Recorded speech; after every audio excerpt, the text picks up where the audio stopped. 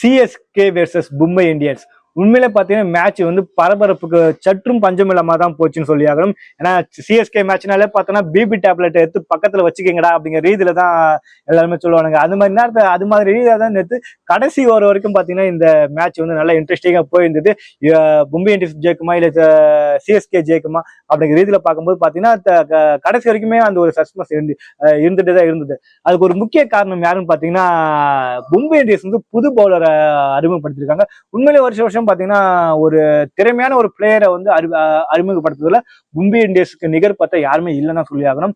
அந்த அளவுக்கு ஒரு திறமையான பவுலர் வந்து இந்த வருஷம் வந்து அறிமுகப்படுத்தி வச்சிருக்காங்க.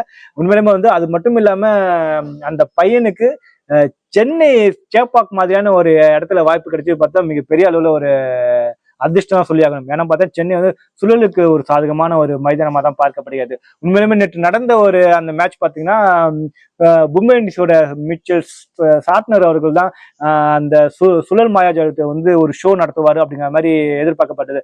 ஆக்சுவலா பார்த்தா அவர்கிட்ட இருந்து எவ்விதமான ஒரு தாக்கம் ஏற்படல. ஆனால் இளம் வீரர் விக்னேஷ் புதூர் அப்படிங்கிற ஒரு இளம் வீரர் வந்து அந்த மாயாஜாலத்தை வந்து ஏற்படுத்தி விட்டாருன்னா சொல்லி ஆகணும். அவருக்கு ஒரு விக்கெட் எடுத்து மிகப்பெரிய அளவில் ஒரு தாக்கத்தை வந்து ஏற்படுத்தியிருந்தாருன்னா நம்ம சொல்லணும். அது மட்டும் இல்லாம தோனி கிட்ட மிகப்பெரிய அளவில் ஒரு பாராட்டையும் வந்து பெற்றிருக்காரு விளையாட்டு. உண்மையில பாத்தீங்கன்னா அந்த உண்மையில விக்னேஷ் புதூர் வந்து இந்த ஐபிஎல் ஆடுறதுக்கு முன்னாடி பாத்தீங்கன்னா தோனி எல்லாம் நம்ம பார்ப்போமா அவர் பக்கத்துல போய் நிப்போமா அப்படிங்கிற ரீதியெல்லாம் வந்து கண்டிப்பா யோசிச்சுட்டு இருக்கலாம். ஆனால் இவனுடைய திறமையால பாருங்க தோனியே வந்து டைரக்டா பாராட்டுற மாதிரி ஒரு நிகழ்வு அமைஞ்சிருக்குன்னா கண்டிப்பா திறமை தான் நம்ம சொல்லி ஆகணும். மும்பை இந்தியன்ஸுக்கு மிகப்பெரிய அளவில் ஒரு சல்யூட் நம்ம சொல்லிக்கலாம்.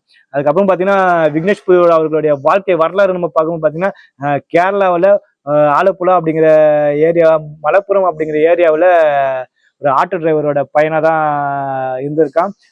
லோக்கல் அதாவது மாநில அளவிலான அண்டர் 19 போட்டியில இது வரைக்கும் ஒரு கேம் கூட விளையாடல. எந்த ஒரு ஃபேமஸான போட்டியில கூட விளையாடல. உள்ளூர் போட்டியில விளையாடியத அதை பார்த்து மும்பை இந்தியன்ஸ் வந்து இந்த பையனை வந்து நெட் பாலரா மும்பை கேப்டன் அப்படி டீமுக்கு வந்து சவுத் ஆப்பிரிக்கா கூண்டு போயிட்டு அங்க ஒரு வலைப்பயிற்சியில பந்து வீச வச்சு நல்லா மெருக்கேத்தி இப்ப ஐபிஎல்ல இறக்கிருக்காங்க. உண்மையிலுமே அந்த சுயல் மாயாஜாலம் பாத்தீங்கன்னா சென்னை சேப்பாக்குல நல்லாவே சாதிச்சிருக்காருன்னு நம்ம சொல்லி ஆகணும். ஒரு நல்ல வாய்ப்பு, நல்ல ஒரு திறமையான ஒரு பிளேயர் தான் மும்பை இந்தியன்ஸ் வந்து அறிமுகப்படுத்தி வச்சிருக்காங்க. பார்ப்போம் போகவோ அந்த திறமையை வந்து இன்னும் மெருக்கேற்றி கொள்வாரா அப்படின்னா ஐபிஎல்லே இவருடைய சாம்ராஜ்யம் வந்து சரியா தொடங்குமா பார்க்கலாம். கண்டிப்பா போக தான் தெரியும்.